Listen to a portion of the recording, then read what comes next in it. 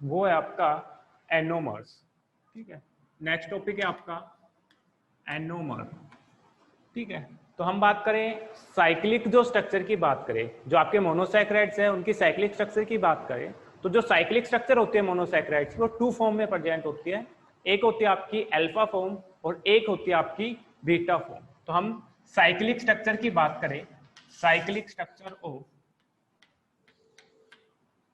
Monosaccharide, मैं MS लिख रहा हूं शॉर्ट में, MS का मतलब है आपका मोनोसैकेराइड्स। ठीक है, तो आपकी जो स्ट्रक्चर होती है मोनोसैकेराइड्स की, साइक्लिक जो स्ट्रक्चर होती है टू फॉर्म में प्रेजेंट होती है। एक होती है आपकी अल्फा फॉर्म, सेकंड होती है आपकी बीटा फॉर्म। ठीक है, एक होती है आपकी अल्फा फॉर्म एंड सेकंड होती है आपकी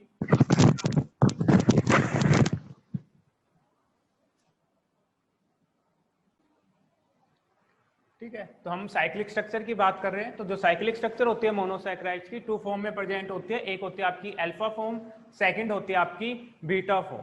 तो हम जो अल्फा फॉर्म है, बीटा फॉर्म है, किसी भी साइक्लिक स्ट्रक्चर ऑफ मोनोसैकेराइड्स को हम बताते हैं कि अल्फा है या बीटा है on the basis of hydroxyl group, कि उसका हाइड्रोक्साइल ग्रुप उसके एनोमेरिक जो कार्बन है उसके अबोव द प्लेन प्रेजेंट है या बिलो द प्लेन प्रेजेंट है। अगर आपका जो एनोमेरिक कार्बन है उसके ऊपर जो हाइड्रोक्साइल ग्रुप प्रेजेंट है, अगर वो बिलो द प्लेन प्रेजेंट हो तो उस साइक्लिक स्ट्रक्चर को हम किस नाम से जानेंगे?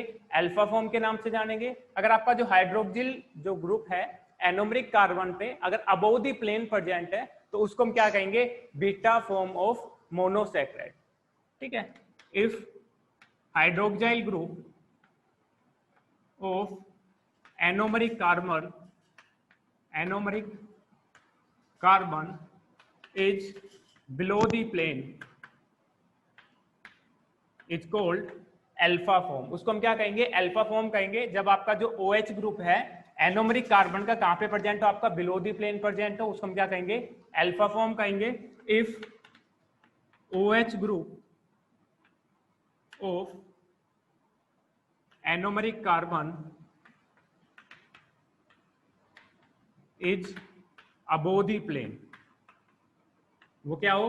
प्लेन के अबोव प्रेजेंट हो, तो उसको हम क्या कहेंगे? Beta form. जैसे हम स्ट्रक्चर से हम बात करें, जैसे हम ग्लूकोज के हम एग्जांपल की बात करें, तो ग्लूकोज की स्ट्रक्चर में हम बात करें तो सबसे पहले हम एनोमेरिक कार्बन की बात करते हैं, क्योंकि हम OH ग्रुप है वो एनोमेरिक कार्बन की पोजीशन पे बता रहे हैं कि एनोमेरिक कार्बन की पोजीशन पे अगर OH अबोव द प्लेन है तो हम क्या कह रहे हैं? बीटा फॉर्म कह रहे हैं। अगर बिलो द प्लेन है तो उसको हम क्या कह रहे हैं?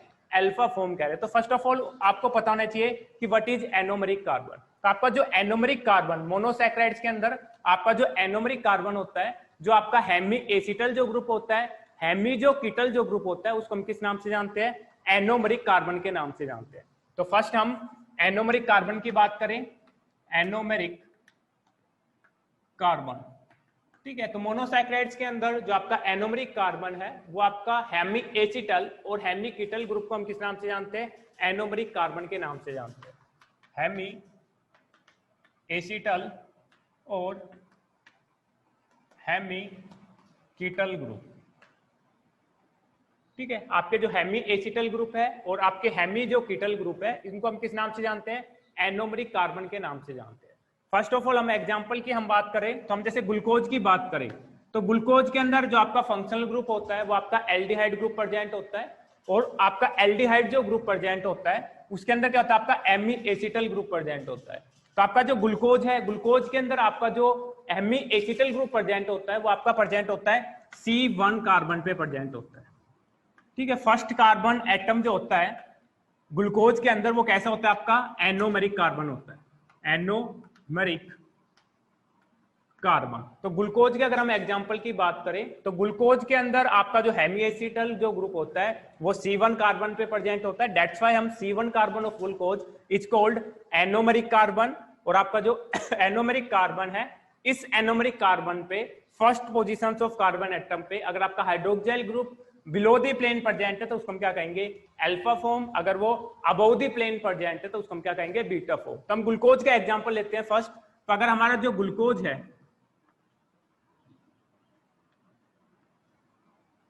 ठीक है, तो ये आपका C1 कार्बन है, C2, C3, C4, C5 और ये आपका क्या है? C6 एटम है, और C1 जो आपका कार्बन वो कैसा कार्बन है आपका? एनोमरिक कार्बन है, क्योंकि आपका जो हेमी एसिटल ग्रुप है वो किस एटम पे प्रेजेंट होता है? आपका फर्स्ट जो आपका कार्बन एटम है उस पे प्रेजेंट होता है। अगर आपके कार्बन एटम पे जो आपका हाइड्रोक्साइल ग्रुप है वो आपका कहां पे प्रेजेंट हो? बिलो दी प्लेन प्रेजेंट हो, तो उस फॉर्म को हम क्या कहेंगे? उस साइक्लिक मोनोसैकेराइड फॉर्म को हम क्या कहेंगे? अल्फा फॉर्म कहेंगे। अगर आपका जो हेमी एसिटल ग्रुप है C1 जो आपका एनोमर कार्बन है उस पे आपका हाइड्रोक्साइल ग्रुप क्या हो? आपका अबोव द प्लेन प्रेजेंट हो, तो उस फॉर्म को हम क्या कहेंगे? बीटा फॉर्म कहेंगे। ठीक है। इफ अगर आपके C1 कार्बन पे आपका OH ग्रुप है वो आपका क्या हो?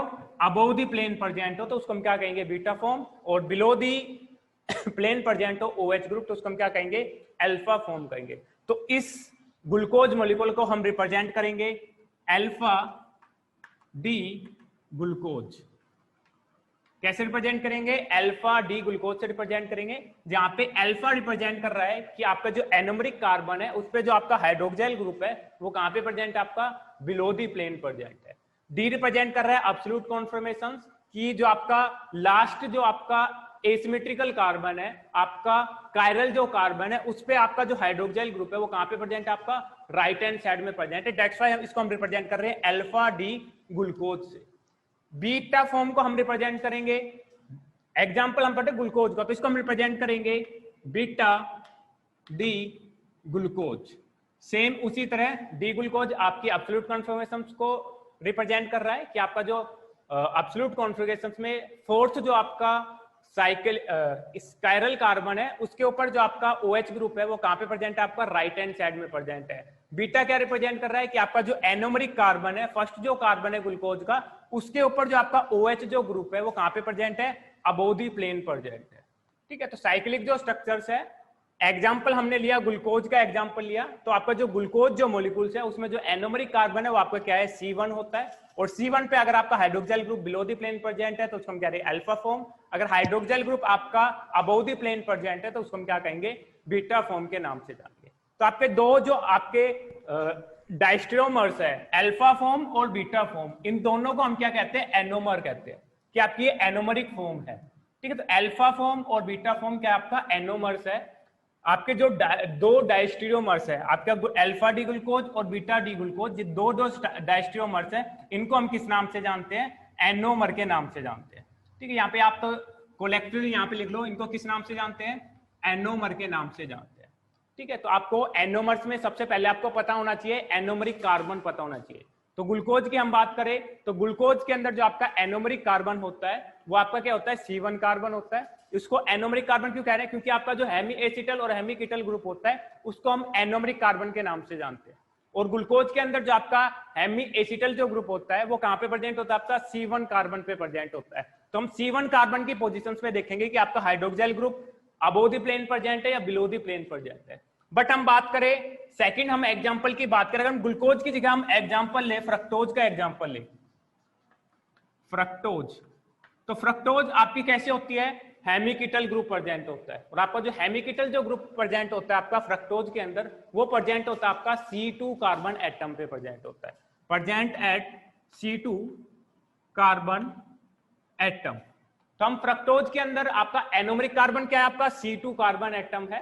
तो हम C2 कार्बन एटम पे हम हाइड्रोक्साइल ग्रुप की पोजीशन देखेंगे कि अबोव द प्लेन है या बिलो द प्रेजेंट है। उसके बेसिस पे हम कहेंगे कि आपका अल्फा एनोमर है या फिर आपका बीटा एनोमर प्रेजेंट है। ठीक है। नेक्स्ट हम अगर फ्रक्टोज की बात करें,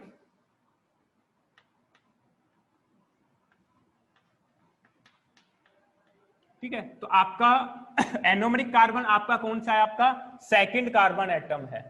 ठीक है। तो आपका जो सेकंड कार्बन एटम है उस पे आपका जो हाइड्रोक्साइल ग्रुप है और आपका जो हाइड्रोजन ग्रुप है, अगर आपका हाइड्रोक्साइल ग्रुप है अबोव द प्लेन प्रेजेंट है तो उसको हम कहेंगे बीटा फॉर्म। अगर ये आपका बिलो द प्लेन प्रेजेंट है तो उसको हम क्या कहेंगे? Alpha form. तो सेकंड एग्जांपल आप फ्रक्टोज का भी ले सकते हो। फ्रक्टोज के अंदर आपका एनोमरिक कार्बन होता है C2 का एटम, तो आप C2 एटम के बेसिस पे आप बताओगे अल्फा फॉर्म और बीटा फॉर्म कि आपका जो हाइड्रोक्साइल ग्रुप है वो आपका अबोव द प्लेन प्रेजेंट है या फिर आपका बिलो दी प्लेन प्रेजेंट है। नेक्स्ट हम बात करते हैं आपके जो एनोमर्स होते हैं, जैसे हम ग्लूकोज की बात करें, दो अल्फा और बीटा फॉर्म की बात करें, तो आपके जो एनोमर्स होते हैं इनकी फिजिकल और केमिकल प्रॉपर्टी क्या होती है, आपकी डिफरेंट फिजिकल और केमिकल प्रॉपर्टी होते हैं। जैसे हम बात करें अल्फा फॉर्म ऑफ ग्लूकोज की बात करें, alpha form of glucose and beta form of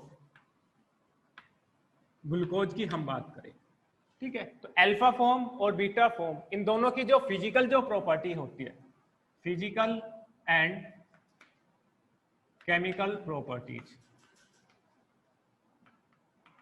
ठीक है। तो इनकी फर्स्ट हम बात करें, जैसे हम बात करें स्पेसिफिक रोटेशंस की बात करें, फर्स्ट जो हम कैरेक्टर देखेंगे, प्रॉपर्टी देखेंगे, वो है आपका स्पेसिफिक रोटेशन।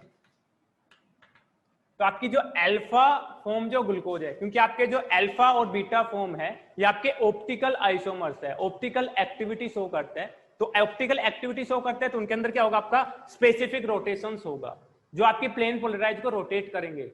तो आपका जो अल्फा फॉर्म ऑफ ग्लूकोज है उसका जो आपका स्पेसिफिक जो रोटेशंस होता है वो होता है आपका 112.2 डिग्री, क्या होता है आपका स्पेसिफिक रोटेशंस होता है। बट हम बात करें बीटा फॉर्म की बात करें तो बीटा फॉर्म के अंदर आपका जो स्पेसिफिक रोटेशंस होता है वो डिफरेंट लिटरेचर में डिफरेंट राइट हुआ है। जैसे हम बात करें किसी बुक में 18.2 दिया हुआ है, किसी में 18.7 दिया हुआ है और किसी में 19 दिया हुआ है। तो आपका 18.7 जो डिग्री आपका क्या है, स्पेसिफिक रोटेशंस प्रेजेंट होता है। तो हम बात करें दोनों सेम स्ट्रक्चर्स है बट आपकी जो ऑप्टिकल एक्टिविटी है, आपकी ऑप्टिकल जो रोटेशंस है, स्पेसिफिक जो रोटेशंस है आपकी अल्फा फॉर्म का और बीटा फॉर्म का क्या है आपका डिफरेंट है। इसके अलावा हम बात करें सेकंड, हम प्रॉपर्टी की बात करें, अगर हम सोल्यूबिलिटी की बात करें, सोल्यूबिलिटी और सोल्यूबिलिटी की भी हम बात करें ग्राम पर 100 ml, ग्राम पर 100 ml। तो ग्राम पर 100 ml में जो आपकी अल्फा फॉर्म ऑफ ग्लूकोज है उसका जो हम सोल्यूबिलिटी की बात करें तो वो है आपका 78 ग्राम है। आपकी जो ग्लूकोज अल्फा फॉर्म वो 100 ml के अंदर कितनी होगी आपकी 78 क्या होगी आपकी ग्राम ग्लूकोज डिजोल्व होगी 100 ml ऑफ ग्लूकोज सॉल्यूशंस के अंदर। नेक्स्ट सेकंड हम बात करें बीटा फॉर्म की, अगर हम बात करें तो बीटा फॉर्म के अंदर जो आपका सोल्यूबिलिटी है वो आपका मोर देन आपके अल्फा फॉर्म से ज्यादा होता है आपका बीटा फॉर्म का, ठीक है। ये आपका अप्रोक्सीमेटली होता है 148, ठीक है। नेक्स्ट हम बात करें मेल्टिंग पॉइंट की बात करें, मेल्टिंग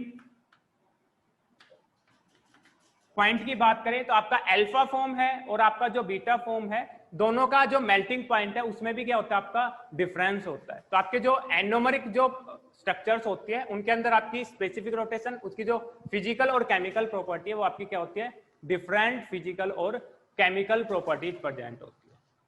नेक्स्ट हम बात करते हैं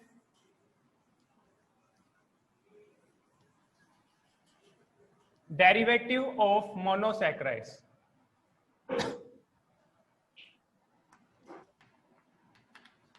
डेरिवेटिव्स ऑफ मोनोसैकराइड्स, ठीक है। मोनोसैकराइड्स को मैं शॉर्ट्स में रिप्रेजेंट कर रहा हूं MS से। डेरिवेटिव्स ऑफ मोनोसैकराइड, तो मोनोसैकराइड्स के डेरिवेटिव्स की हम बात करें तो आपके जो मोनोसैकराइड से डिफरेंट ड्राइव होकर डिफरेंट केमिकल्स की फॉर्मेशंस करते हैं। जैसे फर्स्ट हम बात करें डी शुगर, हाँ जी बोलिए, ठीक है। तो फर्स्ट जो डेरिवेटिव ऑफ मोनोसैकराइड्स है वो आपका डीऑक्सी शुगर, ठीक है। डीऑक्सी शुगर के अंदर क्या होता है आपका loss of oxygen atom, oxygen atom का जो लॉस हो जाता है उसके कारण क्या होता है आपकी जो शुगर वो चेंज हो जाता है आपकी डीऑक्सी शुगर के अंदर। तो हम लिख सकते हैं लॉस ऑफ ऑक्सीजन एटम, ठीक है। अगर हम एग्जाम्पल की बात करें तो हम राइबोज शुगर की हम बात करें तो राइबोज शुगर के अंदर आपका सेकंड जो पोजीशन है, आपकी सेकंड जो कार्बन पोजीशन है उस पे अगर आपका ऑक्सीजन का लॉस हो जाता है तो उस राइबोज शुगर को हम किस नाम से जानते हैं, डीऑक्सी शुगर के नाम से जानते हैं, उसको हम कहेंगे डीऑक्सी राइबोज, ठीक है। तो आपकी जो राइबोज शुगर है इसमें अगर आपका ऑक्सीजन क्या हो जाए, लॉस हो जाए, तो इसको हम क्या कहेंगे, डीऑक्सी राइबोज, ठीक है। राइबोज में ऑक्सीजन का लॉस हो तो आपकी शुगर थी, मोनोसैकराइड थी, वो ड्राइव्ड हो गई किसके अंदर, डीऑक्सी शुगर के अंदर, और शुगर कौन थी आपकी, राइबोज थी, तो राइबोज चेंज हो गई आपकी डीऑक्सी राइबोज के अंदर। जैसे हम स्ट्रक्चर की बात करें तो राइबोज शुगर के अंदर क्या होता है, आपके 5 कार्बन एटम्स प्रेजेंट होते हैं। तो आपकी जो सेकंड जो कार्बन पोजीशंस होती है, ठीक है, तो सेकंड जो कार्बन पोजीशंस है उसके ऊपर जो आपका हाइड्रोक्साइल ग्रुप है, सेकंड जो कार्बन एटम है उसमें जो हाइड्रोक्साइल ग्रुप है वो किसमें चेंज हो जाता है आपका, उसमें आपका जो ऑक्सीजन है वो आपका लॉस हो जाता है। ठीक है, तो लॉस ऑफ ऑक्सीजन के कारण जो आपका राइबोज शुगर था वो किसमें चेंज हो जाएगा, आपका डीऑक्सी शुगर, राइबोज के अंदर चेंज हो जाएगा या डीऑक्सी शुगर के अंदर चेंज हो जाएगा। तो फर्स्ट जो डेरिवेटिव है मोनोसैकेराइड्स का वो आपका डीऑक्सी शुगर, और डीऑक्सी शुगर की फॉर्मेशन जब होती है जब आपकी शुगर मॉलिक्यूल्स में क्या हो, लॉस ऑफ ऑक्सीजन मॉलिक्यूल्स हो। सेकंड हम बात करें शुगर एसिड,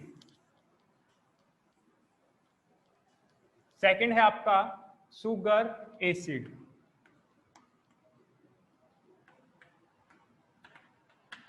ठीक है, तो आपकी जो मोनोसैकेराइड्स है अगर उसमें जो एल्डिहाइड ग्रुप का अगर ऑक्सीडाइजेशन हो जाए, और एल्डिहाइड ग्रुप क्या हो जाए, ऑक्सीडाइज हो जाए, तो उस शुगर को हम क्या कहेंगे, शुगर एसिड के नाम से जानेंगे। एल्डिहाइड ग्रुप ऑफ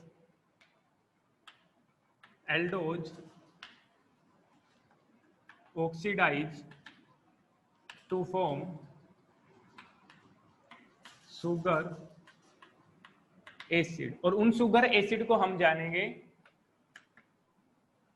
एल्डोनिक एसिड के नाम से जानेंगे। जैसे हम एग्जांपल की बात करें, इफ ग्लूकोज मॉलिक्यूल है, ग्लूकोज मॉलिक्यूल के अंदर आपका जो एल्डिहाइड ग्रुप है वो क्या हो रहा है, आपका ऑक्सीडाइज हो रहा है, तो ऑक्सीडाइज होकर आपका जो ग्लूकोज ग्रुप है वो किसमें चेंज हो जाएगा, आपकी शुगर एसिड के अंदर चेंज हो जाएगा, ग्लूकोनिक एसिड के अंदर चेंज हो जाएगा।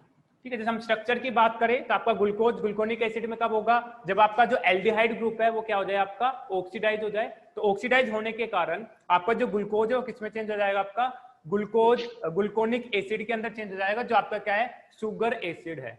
जैसे हम स्ट्रक्चर की हम बात करें तो ग्लूकोज की स्ट्रक्चर होती है आपकी first, second, third, fourth, fifth and 6 carbon present होते हैं, और फर्स्ट कार्बन पे क्या होता है आपका C double bond O H OH H OH CH2 OH।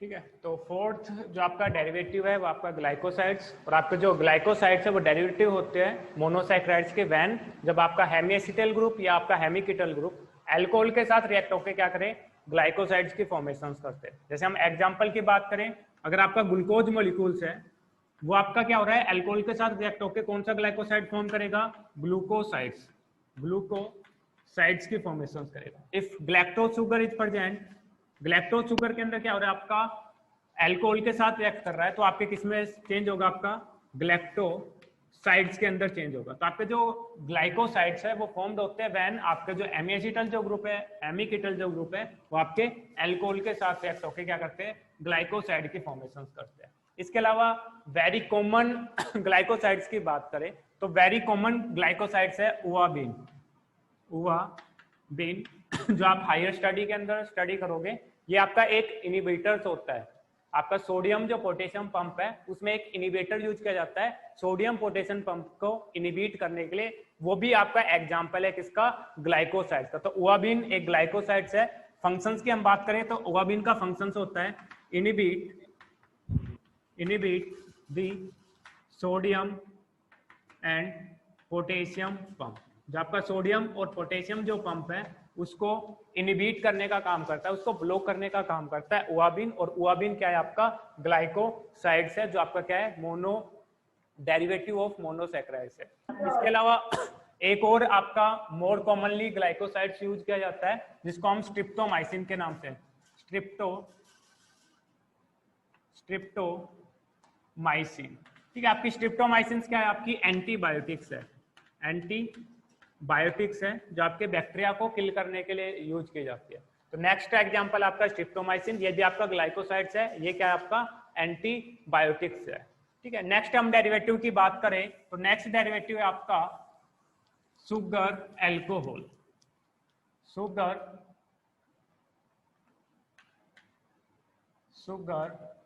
Alcohol. ठीक है, तो आपके जो शुगर जो अल्कोहल है, इसके अंदर आपका जो एल्डोज ग्रुप है और आपका जो कीटोज ग्रुप है वो आपका रिड्यूस होके किस में चेंज हो जाए, आपके अल्कोहलिक ग्रुप OH ग्रुप में चेंज हो जाए, तो वो आप क्या कहलाएंगे, आपके शुगर अल्कोहल कराएंगे। आपके aldehyde group, aldehyde and कीटोज group of monosaccharides reduced to form sugar alcohol। ठीक है सर, स्क्रीन क्लियर नहीं है। आपके जो एल्डिहाइड और जो कीटोज जो ग्रुप है वो आपके रिड्यूस होके आपके क्या करेंगे, शुगर अल्कोहल के अंदर चेंज होंगे। मैंने कहा है अभी सर आए थे तो अभी ठीक करके जाएंगे। ठीक है, तो आपके जो एल्डिहाइड और जो कीटोज ग्रुप है मोनोसैकेराइड्स के, वो क्या हो, रिड्यूस होके किसकी फॉर्मेशन करे, अल्कोहलिक ग्रुप की फॉर्मेशन करे, OH ग्रुप की फॉर्मेशन करे, तो उनको हम क्या कहेंगे, शुगर अल्कोहल कहेंगे। और आपके जो शुगर जो अल्कोहल है इनके पीछे इबिटोल लगा जाता है, इबिटोल लगाया जाता है सफिक्स। जैसे हम बात करें सोर्बिटोल, आपका जो ग्लूकोज है ये ग्लूकोज आपका शुगर अल्कोहल में चेंज होता है जब उसका एल्डिहाइड ग्रुप क्या हो जाए, आपका OH में चेंज हो जाए, उसको हम क्या कहेंगे, सोर्बिटोल कहेंगे।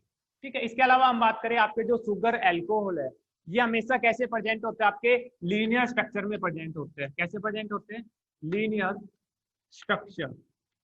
ठीक है, ऑलवेज कैसे होंगे, आपके लीनियर स्ट्रक्चर होंगे, कभी भी आपके साइक्लिक स्ट्रक्चर में प्रेजेंट नहीं होंगे। इसके पीछे भी रीजन है, क्योंकि हमने बताया था कि आपका जो साइक्लिक जो फॉर्म है ओपन चेन से साइक्लिक स्ट्रक्चर में जब चेंज होंगे जब आपका एनोमरिक जो कार्बन, आपका जो एल्डिहाइड ग्रुप C1 जो कार्बन है और आपका C5 जो कार्बन है ग्लूकोज मॉलिक्यूल का, वो आपस में कंबाइन होकर क्या करते हैं, ओ ग्लाइकोसिडिक फॉर्म की फॉर्मेशन करते हैं, जिसके कारण आपकी जो ओपन चेन स्ट्रक्चर है वो किसमें चेंज हो जाती है, आपकी क्लोज स्ट्रक्चर के अंदर चेंज हो जाते हैं। तो इसमें आपका ग्लूकोज के अंदर आपका एल्डिहाइड ग्रुप, फर्स्ट कार्बन पे जो एल्डिहाइड ग्रुप प्रेजेंट है वो किसमें चेंज हो गया, आपका OH के अंदर चेंज हो गया। दैट्स व्हाई आपके जो शुगर अल्कोहल है वो हमेशा कैसे प्रेजेंट होंगे, आपके लीनियर स्ट्रक्चर में प्रेजेंट होंगे, नेवर भी प्रेजेंट इन साइक्लिक फॉर्म, कभी भी साइक्लिक फॉर्म में प्रेजेंट नहीं होंगे। एक याद रखना, इनके पीछे सफिक्स इबिटोल लगता है। ग्लूकोज आपका शुगर अल्कोहल में चेंज होता है सोर्बिटोल के अंदर।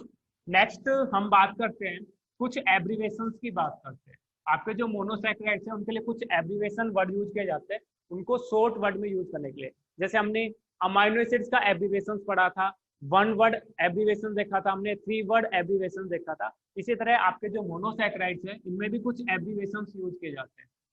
मोनोसैकेराइड्स, एब्रीवेशन ऑफ मोनोसैकेराइड्स की हम बात करें तो आपका जो ग्लूकोज है इसके लिए एब्रीवेटेड वर्ड यूज किया जाता है, GLU से हम रिप्रेजेंट कर रहे हैं। अगर आप GLU रिप्रेजेंट कर रहे हो मीन्स आप रिप्रेजेंट कर रहे हो किसको, ग्लूकोज को रिप्रेजेंट कर रहे हो। सेकंड हम बात करें राइबोज की बात करें तो उसको रिप्रेजेंट करते हैं हम RIB से रिप्रेजेंट करते हैं, राइबोज शुगर को रिप्रेजेंट करते हैं। नेक्स्ट हम बात करें ग्लैक्टोज, ग्लैक्टोज को हम रिप्रेजेंट करते हैं GAL से रिप्रेजेंट करते हैं। नेक्स्ट हम बात करें जाइलोज, जाइलोज को हम रिप्रेजेंट करते हैं XYL से रिप्रेजेंट करते हैं। नेक्स्ट हम बात करें एरेबिनोज की बात करें या फिर एरेबिनोज को हम रिप्रेजेंट करते हैं ARB से रिप्रेजेंट करते हैं। इसके अलावा हम बात करें फ्रक्टोज की बात करें, फ्रक्टोज, तो फ्रक्टोज को हम रिप्रेजेंट करते हैं FRU से रिप्रेजेंट करते हैं। बात करें हम फ्यूकोज की, फ्यूकोज को रिप्रेजेंट करते हैं हम FUC से रिप्रेजेंट करते हैं। इसके अलावा हम बात करें N acetyl glucose amine, glucose amine, तो एन एसिटाइल ग्लूकोस अमाइन को हम रिप्रेजेंट करते हैं GLU, capital N, N acetyl glucose, N acetyl glucose amine, तो ग्लूकोज एन एसिटाइल से रिप्रेजेंट करते हैं हम एन एसिटाइल ग्लूकोस अमाइन को। इसी तरह आपकी जो एन एसिटाइल है ग्लूकोस अमाइन की जगह हम क्या यूज करें, ग्लैक्टोज अमाइन, क्योंकि आपका जो ग्लैक्टोज शुगर है उसके अंदर आपका जो सेकंड एटम पे जो OH ग्रुप है वो किस में चेंज हो जाए, एसिटाइल ग्रुप में चेंज हो जाए, तो उस ग्लैक्टोज को हम क्या कहेंगे, एन एसिटाइल ग्लैक्टोज अमाइन। तो जैसे इसको वैसे भी रिप्रेजेंट करते हैं कॉमनली, आपको एन एसिटाइल ग्लूकोज अमाइन को हम रिप्रेजेंट करते हैं A G, N acetyl glucosamine net से रिप्रेजेंट करते हैं। इसके अलावा हम बात करें एन एसिटाइल मुर्मरिक एसिड, और इसको हम कॉमनली कैसे लिखते हैं, NaM से लिखते हैं।